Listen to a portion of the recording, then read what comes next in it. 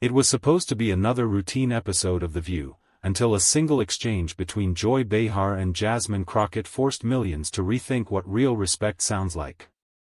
It was a Tuesday morning in mid-March, and the usual mix of politics, pop culture, and personality was in full swing on The View.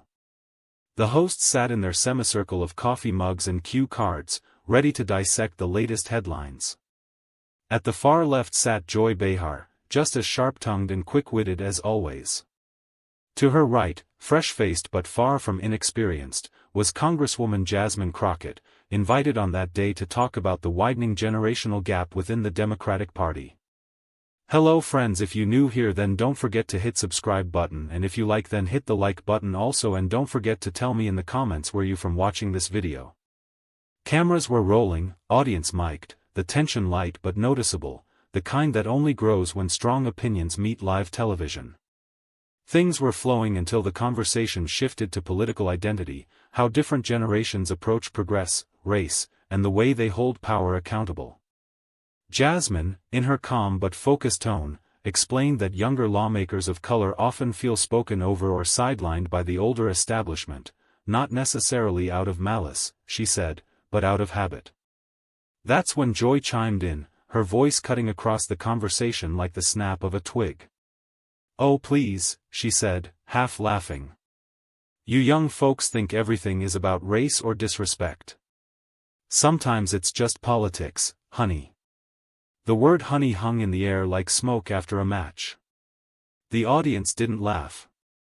No one reached for their mug. Jasmine blinked once. Her lips didn't twitch. Her body didn't flinch. But anyone watching closely could feel the shift. The mood sharpened. This wasn't just a difference of opinion anymore, it was something deeper. She leaned slightly forward, looking directly at Joy, her voice still even. "I don't think it's about age, Joy. I think it's about patterns and tone and the way people like me get talked at instead of with. Especially when we're not the ones used to sitting at the table." The studio fell quiet. Whoopi, seated in the middle, moved her gaze from Jasmine to Joy, saying nothing. Sunny Hostin tilted her head slightly, clearly sensing what had just sparked. Joy rolled her eyes, muttering, "Come on, you can't take everything so personally. That's what's wrong with politics now. Everyone's always offended." It was the old card, the "you're too sensitive" card. Dismissive, easy to pull, lazy to use. Jasmine didn't raise her voice. She didn't break eye contact. Instead, she leaned in again and spoke with a steadiness that wasn't rehearsed. It was the kind of calm that comes from being talked down to before and learning exactly how to stand firm in the moment. "I've been a public defender. I've had people curse in my face, spit on my shoes. You think I'm offended by a word? No. What I am is tired. Tired of coded comments from people who should know better. Because when you say, 'you people,' or 'you young folks,' you might not mean harm, but the impact is real. Especially when it's on national TV, and especially when it's coming from someone who claims to care about progress." There was no audience reaction. Just stillness. Live TV doesn't often pause like that, but it did. Joy opened her mouth again, possibly to rebut or soften, but Whoopi raised her hand slightly, palm down, like a referee in a boxing match calling for a pause. "Let her finish," she said. That's when you could see something shift, not just on the stage but in the homes of viewers across the country. The segment had started off routine, but something bigger had just cracked open. The air in the room was only getting heavier. And what Jasmine said next would change everything. You could almost hear the tension settle across the studio like dust in a forgotten corner. Jasmine Crockett didn't blink. Her gaze stayed locked on Joy Behar, not with anger, not even with defiance, but with the kind of calm that comes from knowing you're not just speaking for yourself. "I think you mean well," she said slowly. "But meaning well and doing right by people, those aren't the same thing." Joy let out a small scoff, the kind people use when they think they're being challenged unfairly. But she didn't speak, not yet. The power had shifted, everyone on set could feel it. Every time someone younger speaks up, especially if they're black, especially if they're a woman, there's this subtle tone, Jasmine continued. We're told we're too loud, too reactive, too emotional, too everything. But when someone from your generation says something dismissive, it's just considered being real or speaking your truth. There was no aggression in her words, only clarity, the kind that slices through noise without raising the volume. Sunny leaned back in her chair. Sarah Hayes reached for her water glass, more out of instinct than thirst. Whoopi remained still, watching, listening. Joy finally responded, her voice quieter now, unsure. So now I'm a racist. Jasmine raised her hand, not to accuse, but to pause that spiral. No, she said gently. But you are someone with a platform, and what you say, especially how you say it, carries weight. I'm not accusing you of being something you're not. I'm pointing out the impact of the language that slips out without thought. It was such a measured response that it almost caught Joy off guard. I grew up in Brooklyn, Joy said, her tone defensive.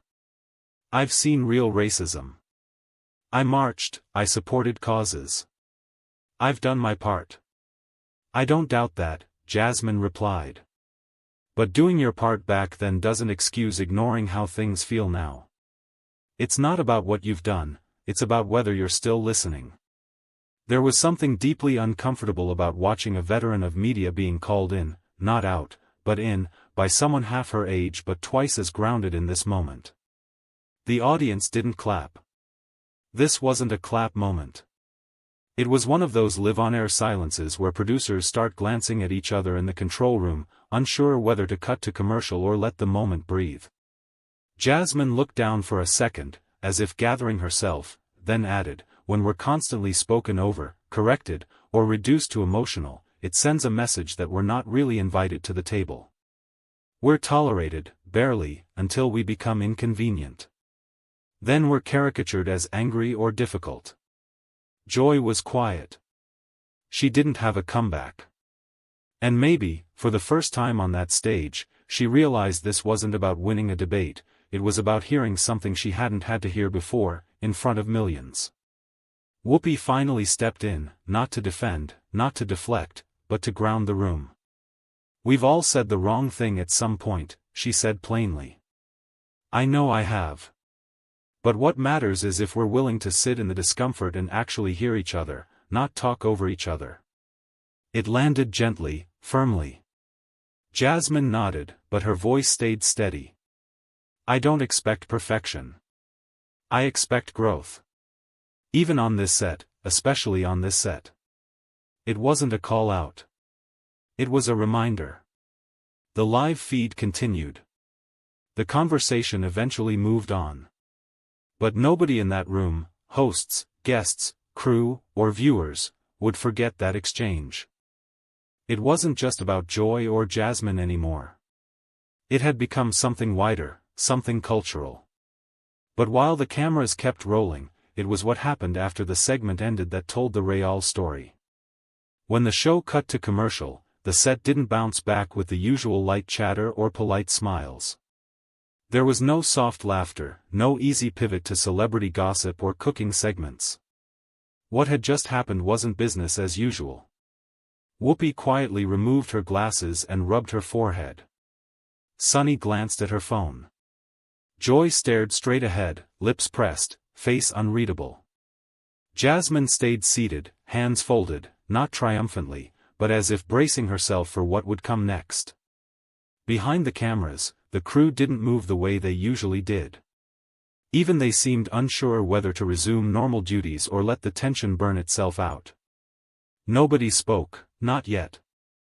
When the cameras resumed, the next topic felt hollow, something about award show controversies.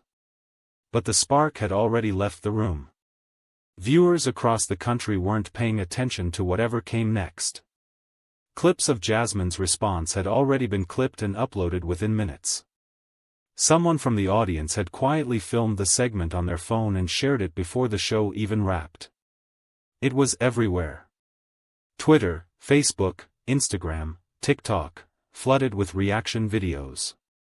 And not just from the usual political corners. Young women were watching from dorm rooms in Tallahassee, and barbershops in Oakland. Grandmothers in Phoenix paused their knitting. Middle-aged professionals in Kansas City shared it with coworkers. It wasn't the drama that caught people. It was the clarity, the grace. The fact that Jasmine hadn't flinched, hadn't yelled, hadn't embarrassed Joy. But she had held the space. One video, titled "Jasmine Crockett Didn't Raise Her Voice But We Heard Her," had over 400,000 views by late afternoon. Another, "She Said What So Many of Us Have Felt in Meetings, Classrooms, Courtrooms," was filled with stories, not just opinions. "I remember being talked over in a meeting by a guy who said the same thing I did 5 minutes earlier," one woman wrote. They thanked him for the idea. "My daughter is 26, in law school, and she texted me crying after watching this," another commenter shared.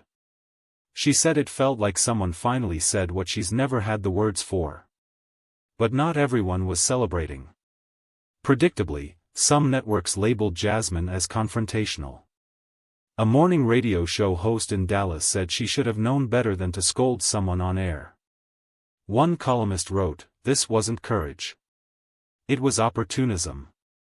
Those takes didn't last long, because for every critique, 10 more voices came forward, not to defend her, but to relate to her. That's what changed everything. It wasn't a viral moment. It was a mirror. And that silence on the set? That told its own story. Joy didn't apologize, not then, not yet. But she didn't fight back, either. She sat in it. For a woman who'd made a career out of sharp comebacks and quick wit, the fact that she said nothing spoke louder than any defense she might have given. Even later, off the air, when the segment producers huddled around their laptops replaying the clip, the room stayed quiet. Nobody suggested cutting the segment for the rebroadcast. Nobody said Jasmine was too much. If anything, one young producer whispered, "We needed that." And she was right. But the real test was still to come, when Joy finally decided to speak. And America waited to see whether she truly heard what was said. The following morning, Joy Behar returned to the table like she always did. Outfit immaculate, cue cards neatly stacked, and her usual coffee cup in hand, but something in her demeanor had changed. She wasn't smiling quite as widely. Her voice, when she greeted the audience, lacked that usual punch of energy. They opened the show with headlines, skimming through a few political updates and entertainment stories before the producers cut to a replay of the now infamous exchange between Joy and Jasmine. It played without interruption, not a second trimmed. When the clip ended, there was a pause. Not a long one, but enough to let the audience settle into the memory. Joy cleared her throat and looked out toward the cameras. "I've been thinking a lot about what happened yesterday," she said, "and I've got to be honest, it's been uncomfortable." The studio waited. You could almost feel the audience holding its breath. "I've done this job a long time. I've sat across from presidents, from activists, from people I agree with and people I don't. But I've also made mistakes.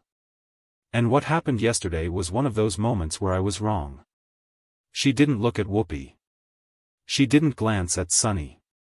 She looked directly at the audience, and maybe for once, let herself feel what millions of viewers had felt the day before. "I didn't mean to be dismissive, but I was dismissive. And I want to say to Congresswoman Crockett, whether she's watching or not, that I heard, yes, I heard her, and I'm still thinking about what she said." It was a rare moment of humility from someone not known for letting her guard down. But the conversation didn't end there. Sunny jumped in next. "Joy, I appreciate you saying that, because that's the part people don't always see, the reflection that happens after the camera cuts." Sarah nodded, adding, "Sometimes it's not about intent, it's about impact. And Jasmine wasn't attacking you, she was telling her truth." That's when Whoopi spoke. "She wasn't trying to embarrass you. She was trying to get through. And she did." Joy listened, no defensiveness, no jokes, just stillness. But it was important for the show not to just let it end with apologies. They invited Jasmine back 2 days later to continue the conversation. This time, she wasn't there as the guest who clapped back, she was there as a woman who had something worth hearing. From the moment she walked out, the applause was different, not polite, not forced, but genuine. "I came back," Jasmine said with a smile, "because I believe in dialogue, even when it's uncomfortable. Especially then." She and Joy sat next to each other. This time, no tension in their body language, but definitely a weight in the room. "I want to thank you for coming back," Joy said, "and for not walking away." "I think a lot of people walk away because they get tired," Jasmine said softly. "But the truth is, we don't always have the option to. If I get tired, my voice disappears. And when that happens, so do the people I represent." Their exchange wasn't dramatic. It wasn't viral-worthy in the traditional sense, but it was necessary and real. "I'm learning," Joy said.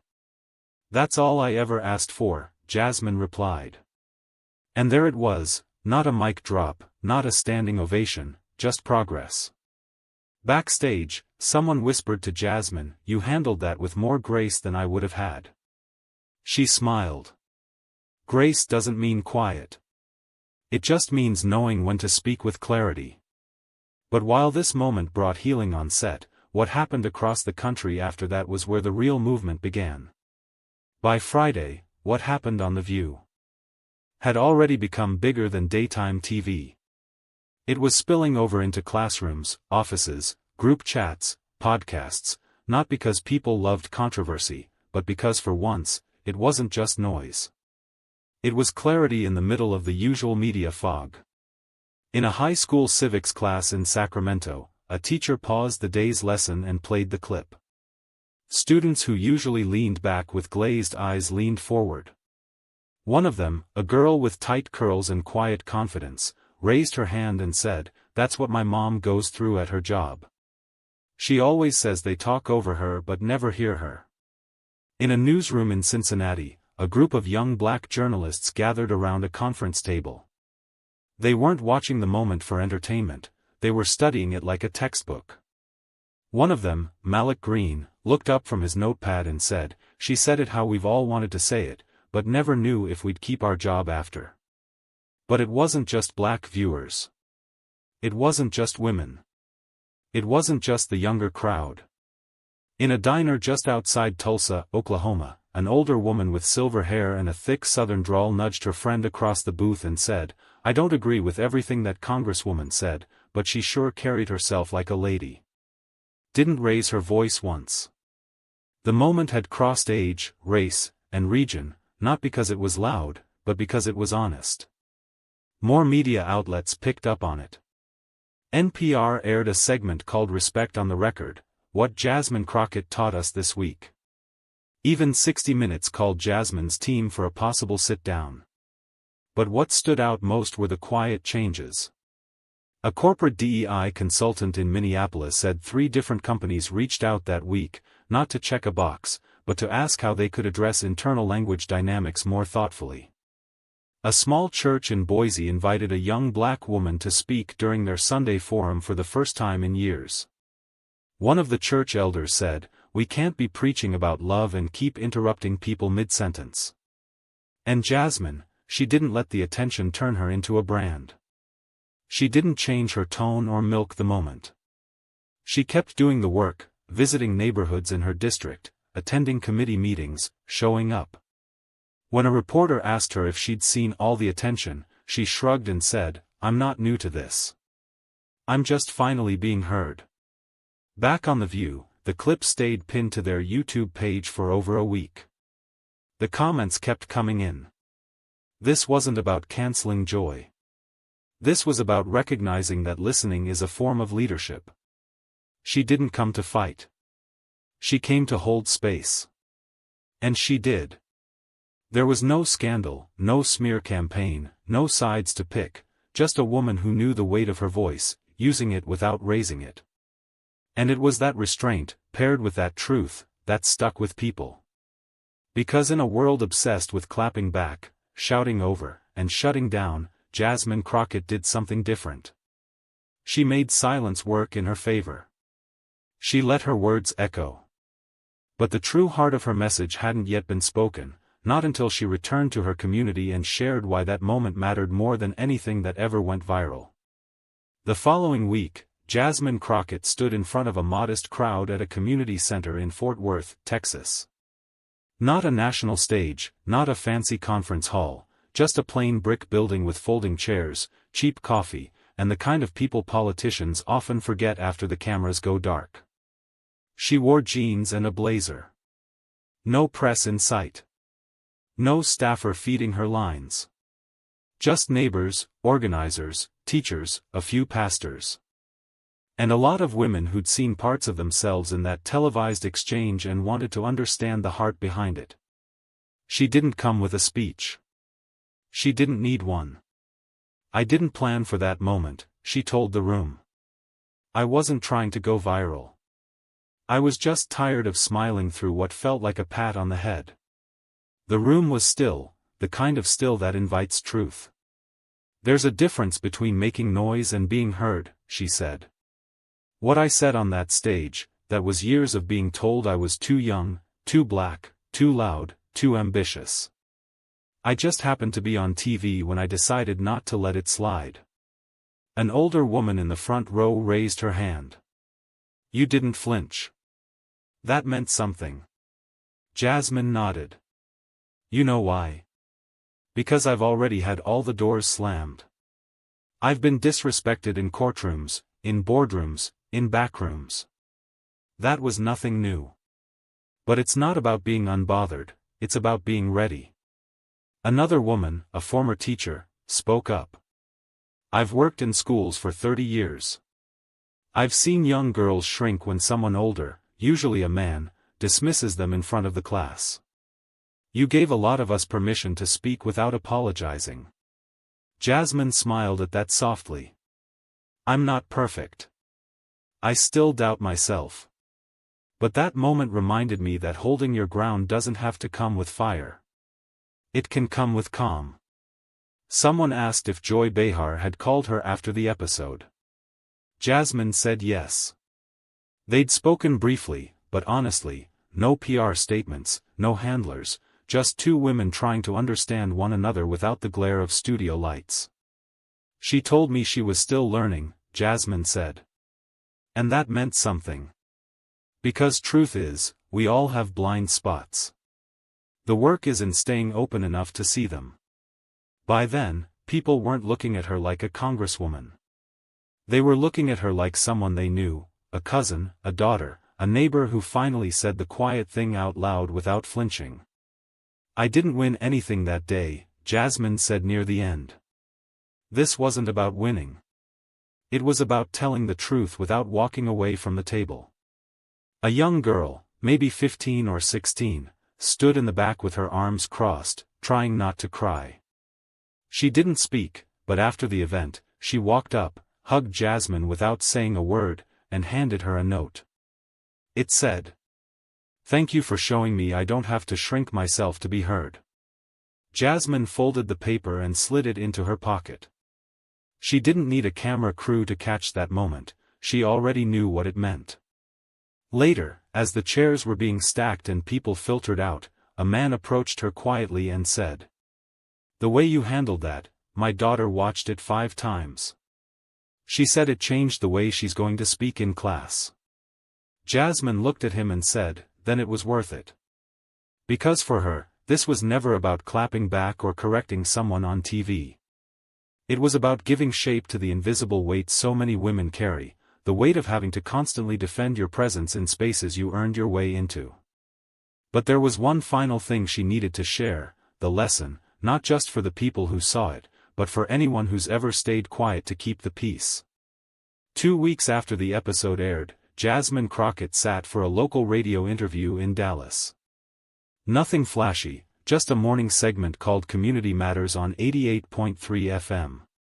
No video, no viral sound bites, just her voice, her story, and 30 minutes of honest conversation.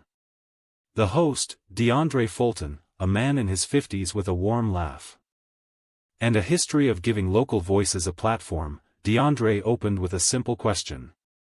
Congresswoman, what's the one thing you hope people really take from that moment? Jasmine paused, not for drama, but to be sure she meant every word. I want people to understand that silence isn't always peaceful.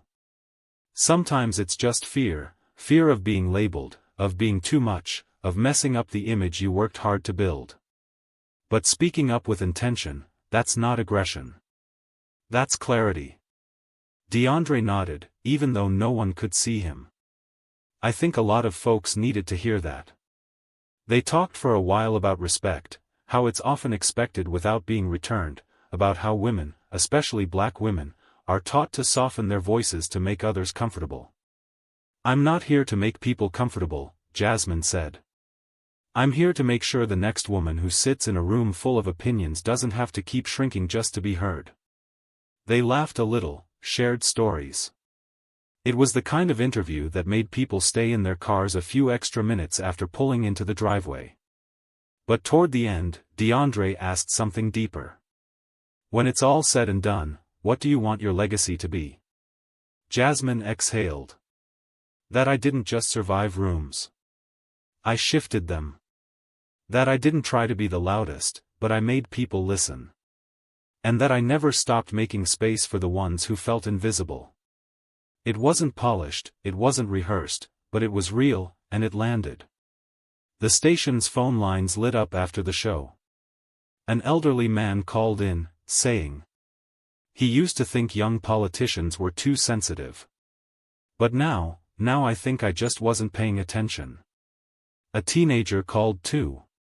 She didn't say her name, just said, thank you, and hung up. Jasmine went back to work that afternoon, committee meetings, calls with staff, town hall prep. She wasn't chasing another moment. She was building something bigger, quietly, steadily. But that day on The View remained etched in people's minds. Not because it was dramatic, but because it was a mirror. A lesson in how listening is just as powerful as speaking. A moment when someone chooses clarity over comfort, grace over applause. Joy didn't fade into shame. She took the criticism, sat with it. She even brought it up again a week later on the show, referencing it as a wake-up call. She said she's still learning. Still listening. That's the lesson, not just speaking your truth, but knowing how to sit in someone else's. So if you're watching this video, maybe you've been in Jasmine's shoes, talked over, misunderstood, told to quiet down, or maybe you've been Joy. You didn't mean harm, but you didn't realize how your words landed. Either way, the message is the same. We grow when we stop defending and start listening. We move forward when we recognize the moment we're in and choose to do better. So don't walk away from hard conversations. Stay. Speak with care. And when it's your turn to listen, really listen. That's how change begins. If this story moved you in any way, subscribe for more real human stories that challenge us, humble us, and remind us what grace under pressure really looks like. Thanks for watching.